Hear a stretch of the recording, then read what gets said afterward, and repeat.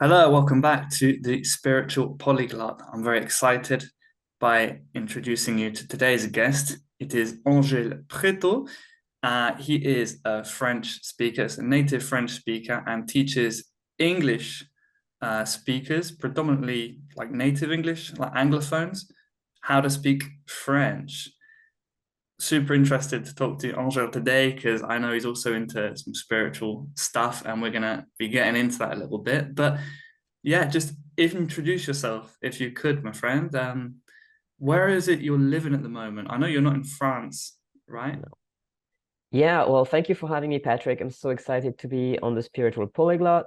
I think that's going to be a great conversation. Right now I live in Vienna, Austria, and over the past a bit more than 10 years, I've been living in German-speaking countries. So I went from Vienna to Berlin and then back to Vienna. But I was born in Dijon, France, and that is where I was raised and where I studied and where I lived the first 25 years of my life. Oh, okay. German-speaking countries. Do you speak German then as well? I'm guessing. Well, yeah, I kind of have to.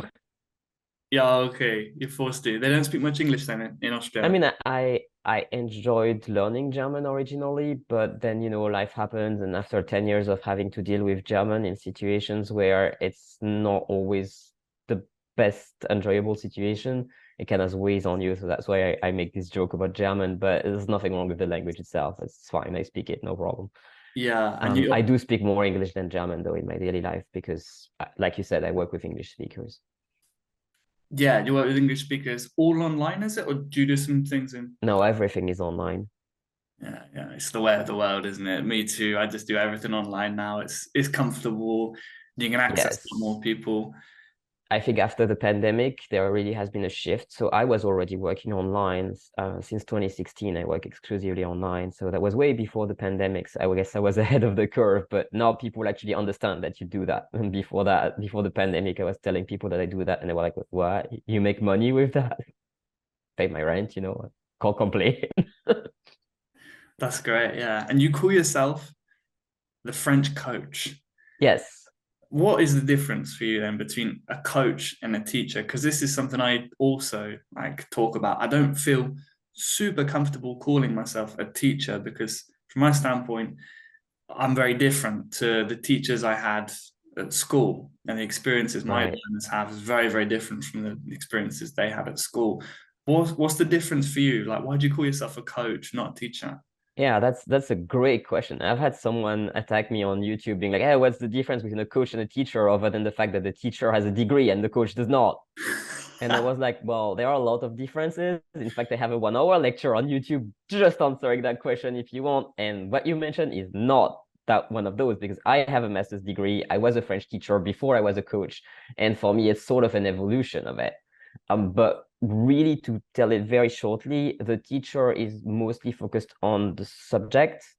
They tend to have a program that is coming from outside of the student, and often they haven't made it themselves. If you go to a language school or worse, to your country's education system, they have a program that is coming, from the very tippy top, and they have to teach that to the students. No one really has a say in it. Even if the teacher is a university teacher and makes the program themselves, the student doesn't have much of a say in it. There's just like this higher concept of what we are teaching, and that is what we're focusing on. And the coach is, on the contrary, someone whose focus is on the students or the coachee. So for me, my clients, the person who works with me, even more if they work one-on-one with me, but also in my group program, we do that. This is my focus. My question is, what does this person intend to achieve with the language? And based on the answer to that question, I make the program and then the language comes in afterwards. Mm. So that is really the main difference, is that with most of the language learning industry, I mean, of course, you're a polyglot, so you are on the side of where that works, right? You see all of the people who have successfully learned languages, and maybe for you, you don't think that there's any problem at all. I don't know. But most regular people, particularly monolinguals and particularly English speakers, who want to learn a language actually struggle with it a lot because the language learning industry is just not very successful at teaching languages. And perhaps it is because their approach is not conducive to actually having the person acquire the language rather than thinking, oh, I'm going to teach the language and I don't really care too much to who I'm teaching it to. Yeah, so focus on like the material. That's the method of school, isn't it? Really, they've always Yes. got a curriculum that they follow, and before the student, the curriculum comes first.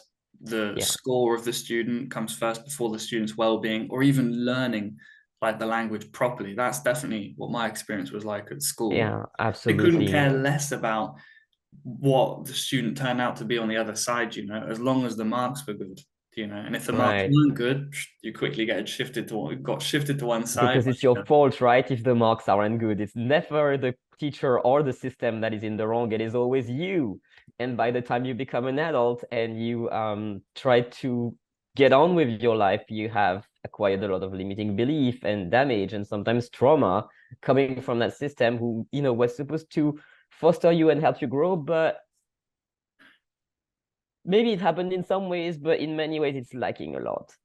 Okay, let's talk about this because I'm literally just finishing writing up an ebook writing about like the traumas most of us have acquired from Right. school. Like, what was your experience learning English in France? Because obviously you've got like perfect level of English now, like it's basically Thank you. bilingual, right?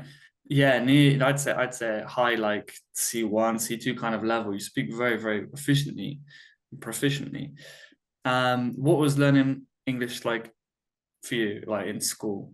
I think I was one of the lucky ones in the sense that it was always easy for me to learn English and even other languages. Particularly in school, I was just very, very good at it. I'm probably have this kind of brain structure or mind structure that did work well with the school system, at least on the formal side of, managing to get good grades, even Mm. particularly with languages. Um, so perhaps my experience with that is not as relevant as my students' experience, because Mm. after when you're good at languages and you acquire a bachelor's degree in English, which I have, then you get promoted to a private tutor for the kids who aren't as happy and lucky as you. And for a lot of difficulties of English and a lot of differences and things that are hard between English and French, in fact, my first opportunity to notice it was not really when I learned it myself, because for me it was just kind of easy to twist my brain and my thought process into the English way. But when I started teaching English to French kids Mm. who could not make sense of it, and then I had the chance to be like, oh yeah, this is actually really hard. This is so weird. It's a different way of looking at things, right? And there are a lot of things that are common between English and French. I would consider that about 80% of the grammar and 50% of the vocabulary is similar, Mm. but the rest can be very tricky to master. And so then, of course, having done that from a rather young age, I think I was 19 when I started speaking French, teaching French. I was 21 when I started teaching English.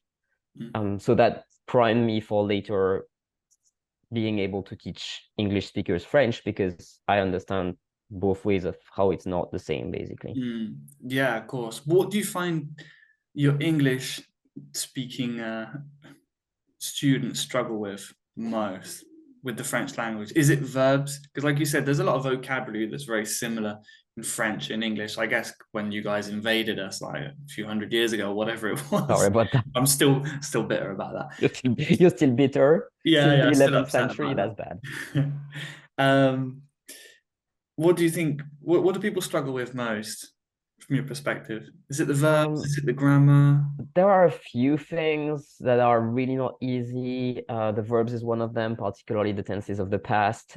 I consider that when you manage to make sense of the tenses of the past, that's really when you have made the transition from being a beginner, lower intermediate to being someone who can actually, talk and not just in the present.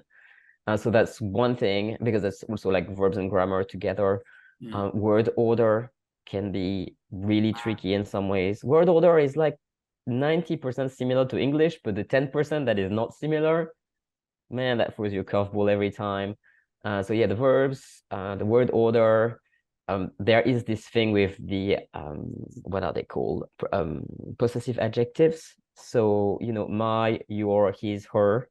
Hmm. Because in English, his father and her father that's not the father of the same person, right? That depends whether the person is man or woman or boy or girl, right? Mm. But in French, it's always going to be son père because the father Yeah. himself is masculine. And it will always be sa mère because the mother herself is feminine. And there's also equally mon and ma for my and to and ta for your. But Mm. what I see people doing is that when they learn that there's mon and ma, they equate it with his and her. And so if they themselves are masculine, they will put mon to everything. Yes, Or if they're yes. feminine, they will put ma. Because it's how it works in the English mind, you know? Um, Yeah. so I do have to explain that a lot. Yeah, I've exactly the same things come up with my students. Yeah, the more. Yeah. How do you get them to think in a French way then? Like, how do you get them to make that switch? The switch for you was really natural and easy, but like as you're kind of reverse engineering that as you're teaching, how do you help people think in a French way rather than directly translate from English and Right. speak in French? How do It's you get them to think not in it's French? not really me getting them to do it. It's more something that happens. And to be honest, I cannot answer to the question of how does it happen, and I don't think that anyone can answer it because I've done a lot of research trying to find out if there was anyone that had explained it in a rational way, and no one has. What we know for a fact is that when we learn languages, at some point, if we're lucky, we will start thinking in that language. I also know that if it's your third language, not your second, it will happen a lot faster. So it's like your brain already knows that it can think in more than one. So it's a lot easier to think in more than two. But going from thinking in one to thinking in two is something that we just don't really know how it happens. So I've been studying that for a number of years, quite maybe not intensively, but I keep looking at people for whom it happens, trying to figure it out. I know that it happens first in chunks. So you don't make entire sentences, you will start having like just chunks of sentences or chunks of thoughts that will be in French. Mm, And to be honest, to this day, even though I'm able to think in 4 or 5 languages, I still have chunks of things that come to me in different languages just because it's more relevant like that. mhm, So that also happens when you're learning a language. And also it happens a lot more when you're relaxed.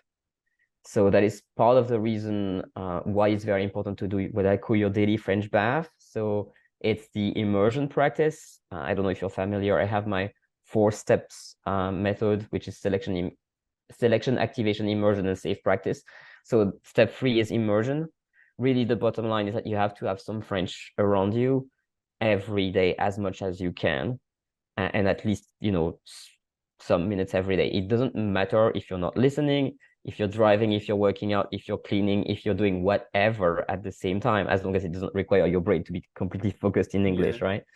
But it's really important to have that because it teaches your brain that, well, first off, the language is here, now you have that language, deal with it, okay? And yeah, people find themselves understanding stuff without trying. And if you understand something that is in French without trying, it means you have thought it, right? In Mhm. French, you haven't translated it into English. Translating would be an active process. So these kind of things happen. I cannot really tell you how. It's all of a mystery, but I know that if you stick to this process, it will eventually happen. Mm, okay. So you don't know how it happens, but you know how to I make it don't think anyone happen. knows. I mean, if someone knows, like, hit me up because, yeah, I want to Yeah. know. No, I know there's something super wow. I mean, we can get into the spiritual stuff if you want, but there's something super Yeah, mysterious, isn't there, about languages yes. in general and words and thoughts But like if you think of how you acquire your first language in the first place, no one really knows either. And there's a lot of people studying that and describing stages of a language and, but you can only observe the baby or the child or the adult later learning another language and say, okay, yeah, they do this and then they do that. But you don't know how they do it. It's mm, okay. Like everybody has always learned their native language. It's not mm, a problem that we don't know. mm, yeah. And with regards to like remembering words, what I teach my guys is like, okay, don't translate it directly. Don't look for a direct translation like off the bat. Try Right. to like feel into the word and try to like intuit, okay, what does this word feel like? And then if there's a direct translation for that, great. But try to like feel into the energy Mhm. I guess that's something you encourage with your guys as well, right? To try and like I've never intuit it. actually done it this way, but I think it's a great idea. I think it will work very well with some people and backfire with some others because some people really block themselves from feeling stuff True. and even go as far as to have, as soon as they have a feeling, they automatically think it's wrong.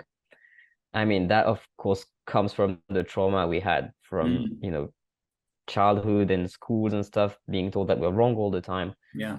Um, but I think it's a promising way of doing it because some people will be very prone to that. Yeah. How on that then? Because that's a really interesting point. How do you help people heal from those traumas of like making mistakes and being so like anti making mistakes? Maybe they've got like a belief or a subconscious like program that they have to be perfect all the time, right? How do you help people like overcome that? Do you help them overcome it, or is it something you just work around, or how do you approach that? Yeah, it's a little bit of both. I definitely don't claim to be a healer, but I have created a workshop in my French Fluency Accelerator program, which is called Energy Healing. And there's also a small version of that on my YouTube channel, which is an energy healing meditation and overcome their energy block that they might have related to the French language. It's I really always try to be positive, which was already kind of like against my nature as a French person and a French teacher. A lot of my students have the experience of having teachers systematically focus on what's wrong and focus on the mistakes and make them feel bad because of that. And so because there is this pre-existent um bad experience with it, people are afraid of making mistakes. And then that's really bad when you end up in coaching if you're very afraid of making mistakes, because actually as your coach I need you to make the mistakes because that's how I know what to teach you. So I really focus on providing a safe space, like I mentioned briefly, the 4 steps method, which is selection, activation, immersion, and safe practice. The last step is the safe practice. And I Mm, could have called it just practice, but it's really important to be in a situation where you feel like nothing bad will happen to you. So since I'm the holder of the space, when I was my group or when I am one-to-one with a client, it's very important that I foster a space where it's safe for them to make mistakes. And the worst thing that can happen is that I'm going to laugh with you, but never at you. yes.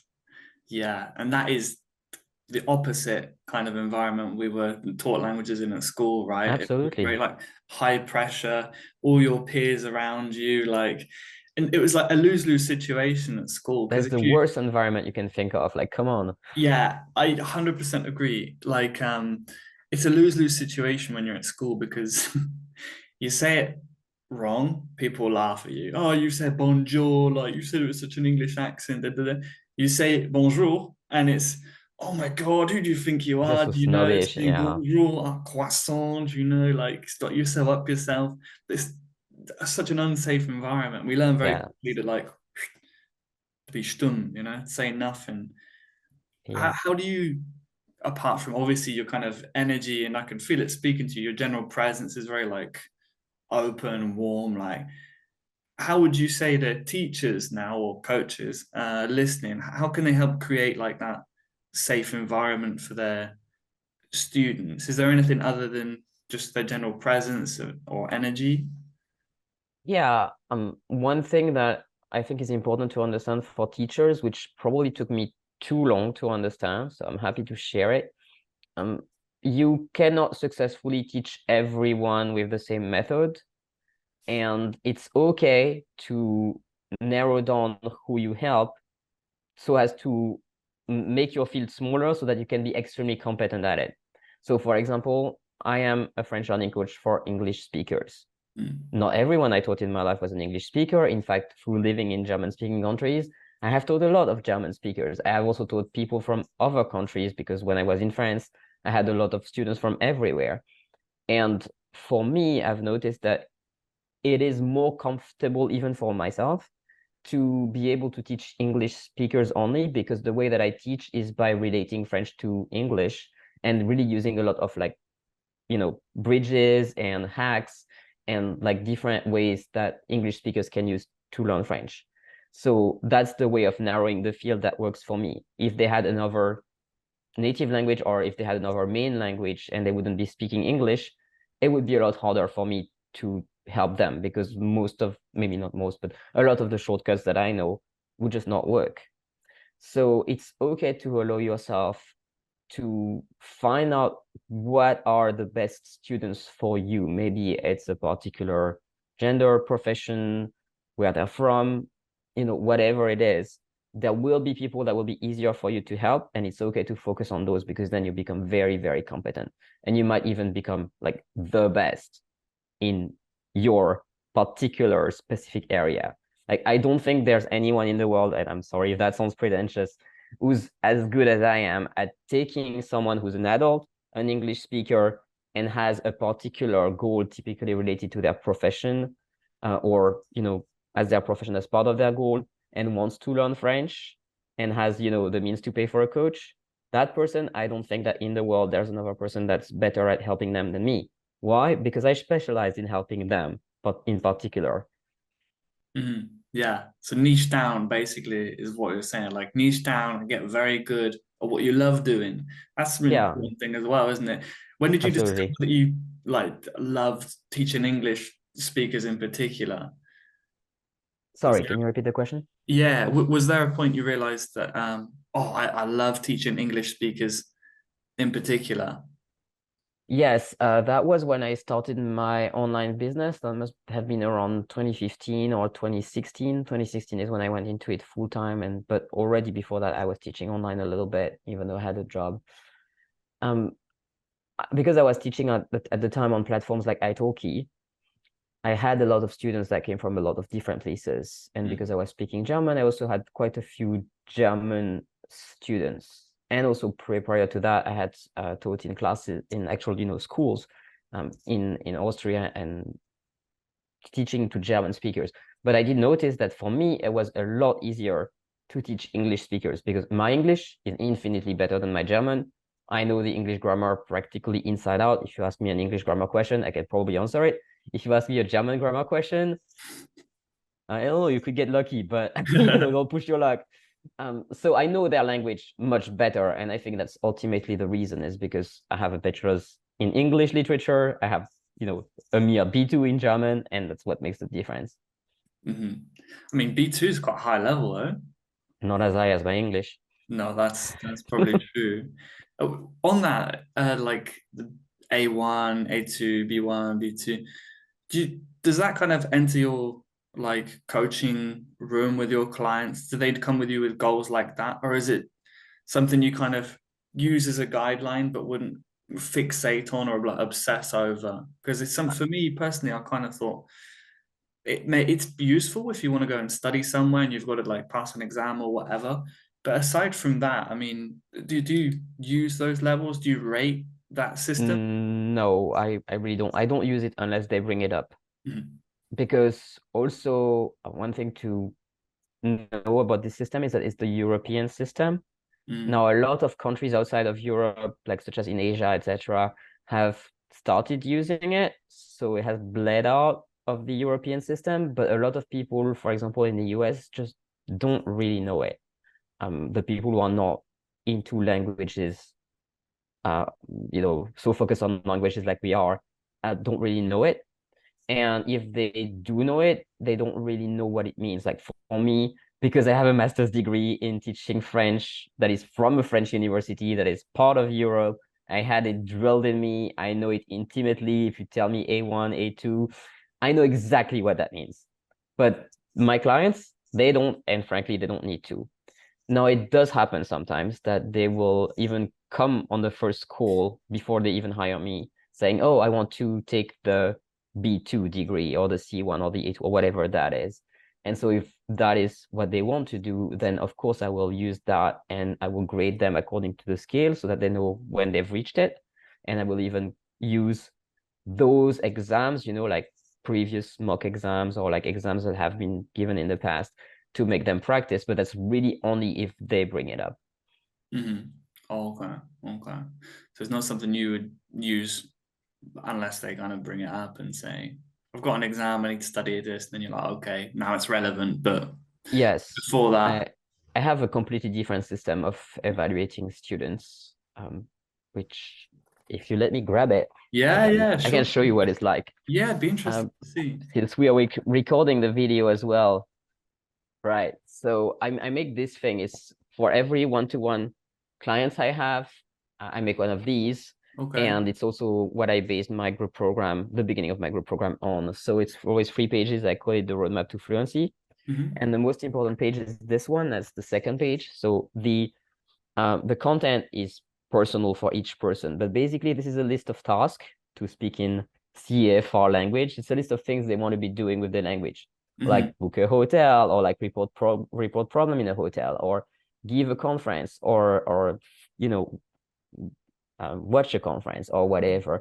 And this is 4 columns that allow them to rate their language ability. So number 1 to 4. And then what they mean is basically how well can you do this thing? So say, Hmm.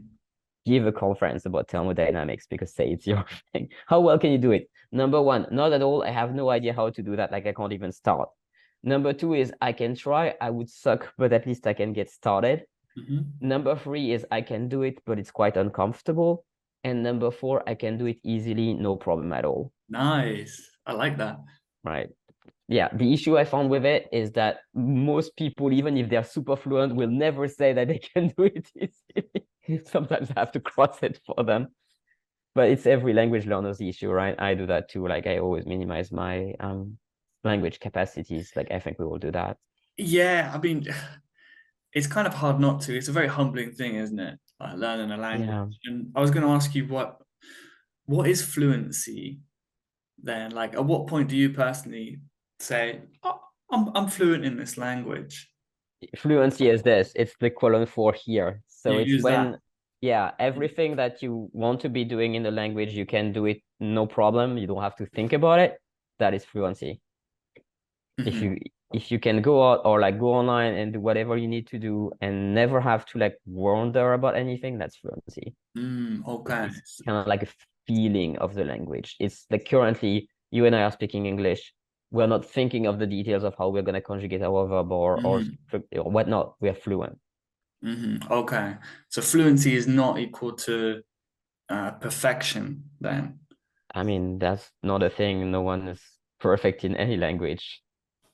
Let's talk about it. Like, because a Yeah. lot of people, well, we touched on it before, didn't we, about the some of the hang-ups people have of I have to be perfect at whatever I do. Like when you enter the language learning classroom, you've got to chuck that attitude like out the window, right? I don't think it's helpful for anything. I think it's way beyond the language learning classroom. It's, yeah, Mm. not a Yeah, real thing in the real world. yeah, yeah. And I was going to ask you about affirmations as well, because I saw it's something you Yes. put on your YouTube channel. Um, how do you use them, or do you use them in your own life, like at the moment for yourself? Do you listen to affirmations or repeat anything, or is it just with your Yes. clients? No, it's definitely something that I use for myself, and it's because I had been using it for myself that I thought of bringing it up and making it this particular learning tool. Because I also noticed for myself that if I use my affirmations in different languages, they work better. And also, if I try to write them in different languages, different things will come up. They bring energetically, they just don't ring the same, even if they are a quote unquote exact translation. Not that it's a real thing, but sometimes you can get pretty close with the translation. They will bring different things up because, for example, right now in my life I speak more English than any other language, but when I was young I spoke more French than any other language, and for the first 15 years of my life I only spoke French. So it's likely that if I want to address a blog that was created in my childhood, it's really helpful to use it in French on because it's a language that was spoken then. But also it's really helpful to use it in English because it's a language that I can use to like bypass all of the charge that was attached to the French language at that time. So there are really lots of ways that it can be used with different languages. And it blew my mind because when I started doing that research, like has anyone done that publicly on the internet? As far as I know, no. I'm probably the first person to ever create a bilingual affirmation track.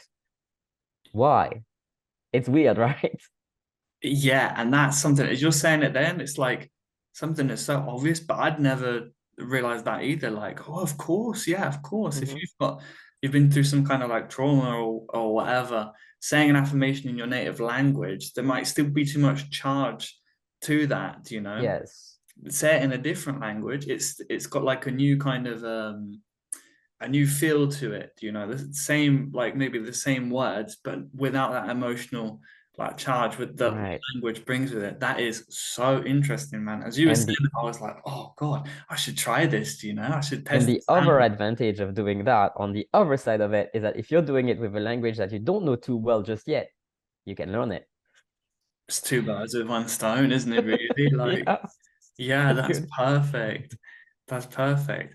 I thought about doing like meditations in different languages to practice it and whatnot, Mm-hmm. but I found it to be too like if I'm gonna sit down and meditate, it's to kind of quiet my mind, right? And if I'm there thinking in a in a foreign language, it kind of activates my mind more. For the meditation side for me doesn't quite doesn't quite work. But affirmations is a very different kind of thing. Right. You want to stimulate that new energy. So it's really, really, yeah, I can imagine Yeah. it's That powerful. also that also really depends on what kind of meditation you practice. Because of course, if your whole point of meditation is to quiet your mind and try to slow down or even stop your mind chatter, Mm.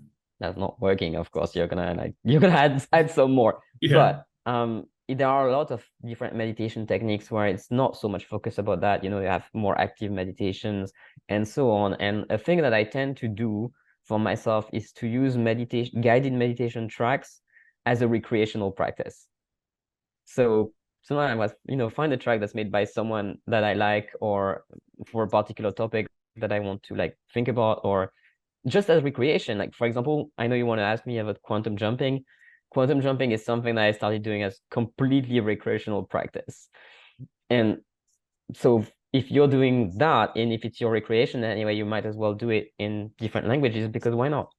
Yeah, okay. Now you've like said that little link into quantum jumping. Yeah. Let's dive into it. So, quantum jumping, like sounds exciting to me.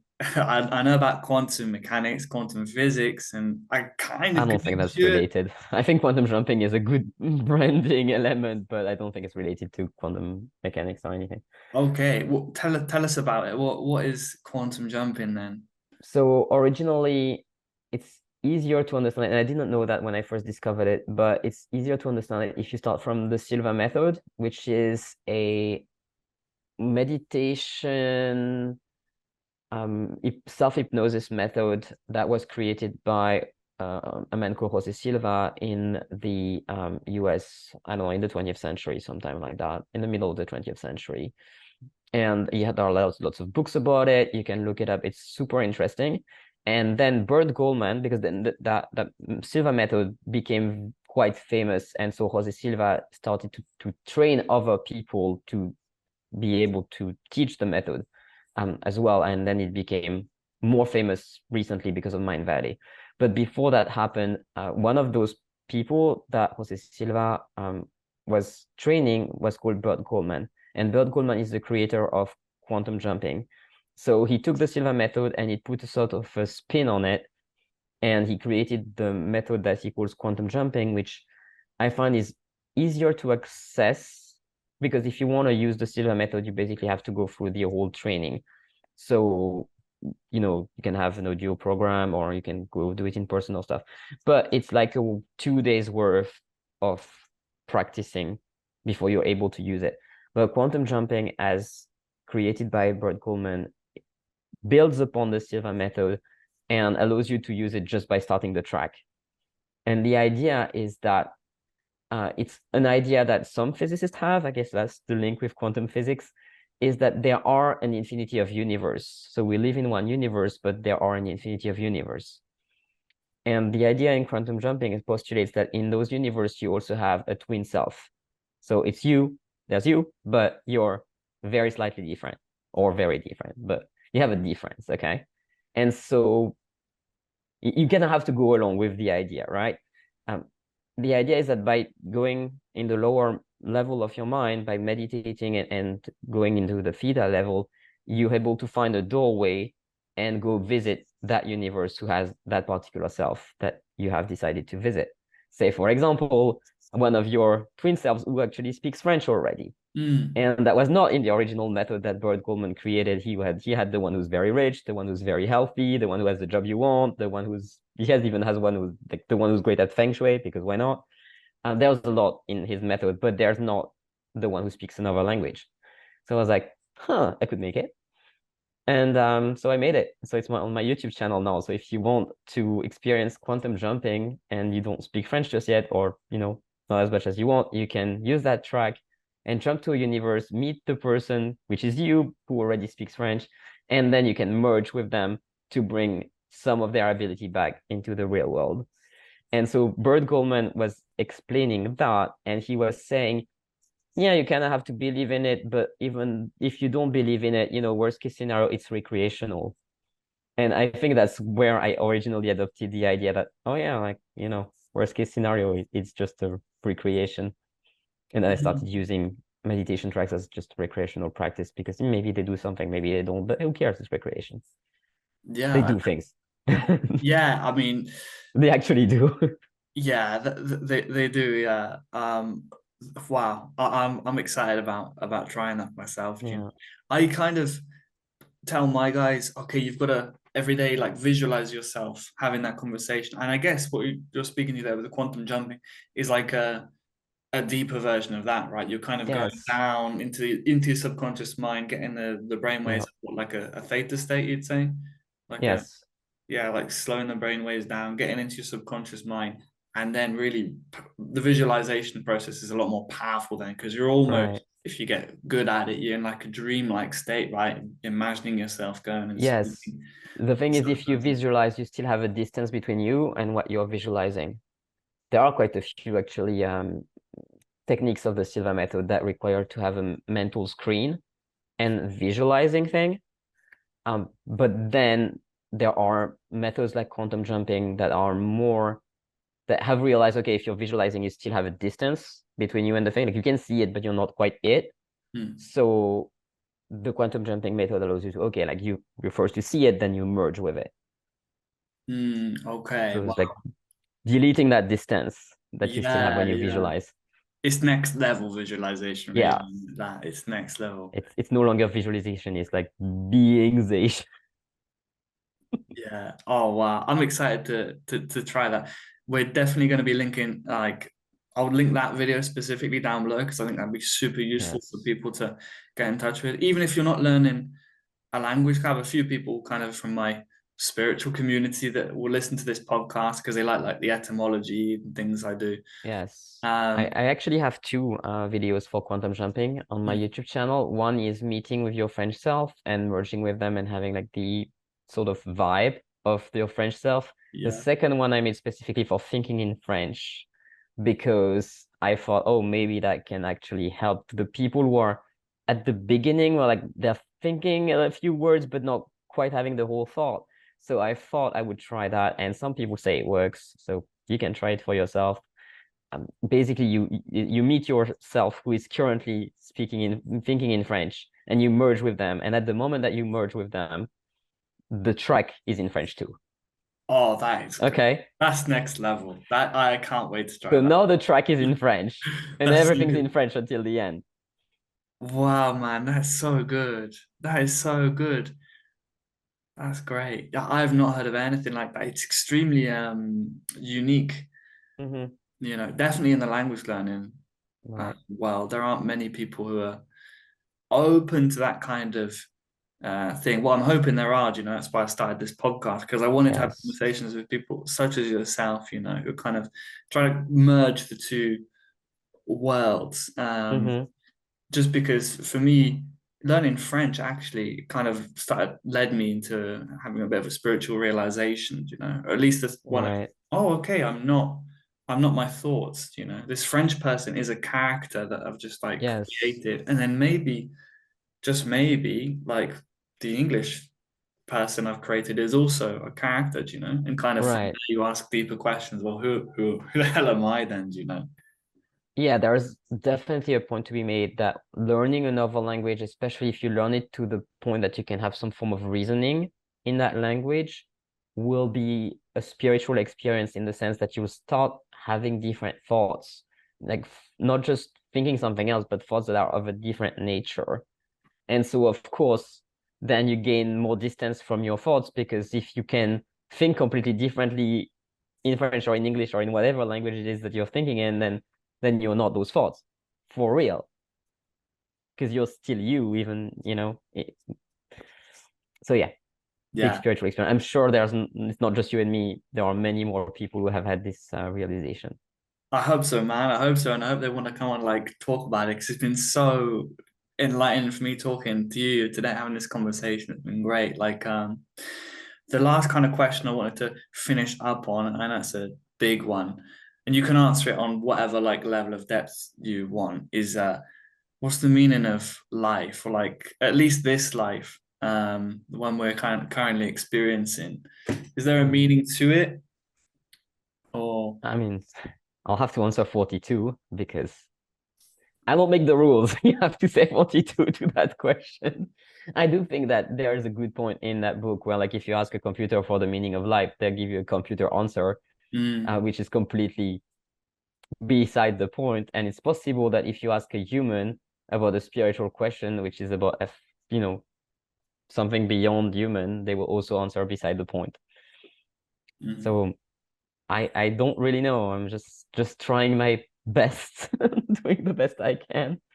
Yeah, could be something along the lines of following what you're passionate about, you know, like I feel our passions and things we just really love, they kind of choose us in a way. You know, I don't know if you experienced Yeah. that with like your teaching and coaching French, like to English speakers in particular, that kind of Hmm. like love comes from somewhere. We can't say where it comes from, but it's probably Right. not like an egoic love. I doubt you're kind of there teaching it and doing it and thinking, I'm only doing this to earn money or whatever. You're doing it Hmm. because there's a love that kind of flows from. Yes, there are a lot of spiritual traditions that include this idea that you have like a dharma or like your gift that you have to bring to the world. And that's why you came for. So I can definitely subscribe to that. I recently arrived at the conclusion, and maybe I'll change my mind later. But that for me in this life, one thing that is critically important, and I don't know if it's the meaning of life, but it's something close to it, is that it's very important for me to find what makes sense for me to do and to follow that as opposed to something that is imposed from the outside. And that is first extremely difficult to do in the first place. And it's a daily practice, really, and you'll fail many times. But like you said, like I'm only doing that to make money. If you're in that situation and no shame, happens to the best of us, happened to me a lot. Okay. Um, Not anymore. I'm so happy and grateful for that. I feel very privileged. If you're in that situation, the thing you're doing to make money has been imposed on you from the outside. It's not something that came from the inside of you. Okay. And it will weigh on you if it's really true that you're only doing it to make money and you don't want to do it on any other level, and perhaps it even hurts other people. It will also hurt you, and it's not going to be good for you long term, and it's probably not going to be good for anyone long term. So that is the kind of thing I want to avoid. Mhm. Well, it sounds like you're avoiding it, man. Sounds like you're doing your dharma and doing your soul's Thanks. work with the passion that you're speaking with. I can feel it, like it's what you're supposed to be doing. And Yeah, and to give it like a polyglot twist to it, if you translate meaning of life to French, it becomes le sens de la vie. But the thing is, in French, we have a lot less words than in English, just because of how the language is built. English is like a construction of the pre-existing Germanic language that was in England, and then the French language that came on top. yeah, right. And that means you have a massive amount of vocabulary Mm. compared to other languages, and in particular compared to French, practically twice as much.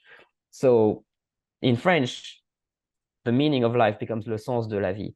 But le sens, it means a lot more than meaning. It also means direction, True, yeah. right? So it's not just the meaning of life, it's also the direction of life. It's like why you do what you do and also in what direction you do it. Yeah, and le So where sens. do you want to stir yourself? Yeah, and sens as well for me speaks to like sentir and to feel, you know, so kind of like what you Also, feel. yes. Yeah, yeah. And even if you say it fast, l'essence is like the essence as well, which is Yes. maybe my brain's going a little bit into my schizophrenic mode that I go into, you know. No, it's just that you're very good at vocabulary, but it works. It works. Yeah, yeah. Hey, listen, thank you so much for coming on the show. It's been great chatting to you. Where can people find you, mate? I can be found at frenchfluency.net, frenchfluency.net, one word. I say that too fast. And you can find me on social media, Instagram, YouTube, Facebook too, but I don't not very active on there. TikTok, um, even Twitter, formerly Twitter, now X. Also not very active, but I have a profile that's at French Fluency on all of them. And yeah, you can find me on YouTube. So I guess you have everything down below. Yeah, of course. Yeah. Thank you very much. It's been such a pleasure chatting, mate. I hope to have you on again soon. Thank you for having me. That was awesome.